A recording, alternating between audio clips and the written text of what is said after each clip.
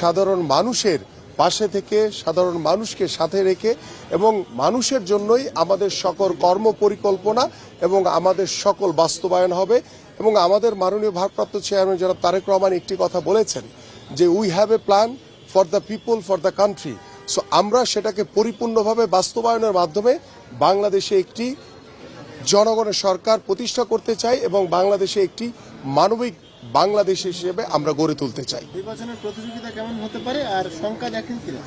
আমরা গণতান্ত্রিক একটি দল এবং গণতন্ত্রের সৌন্দর্য হচ্ছে ভিন্ন মত এবং ভিন্ন মতের মাধ্যমেই এবং সকল রাজনৈতিক দলের অংশগ্রহণের মাধ্যমেই আমরা একটি অবাধ, সুষ্ঠু, নিরপেক্ষ নির্বাচনের অপেক্ষায় রয়েছি এবং দেশি বিদেশি বেশ কিছু ষড়যন্ত্র রয়েছে।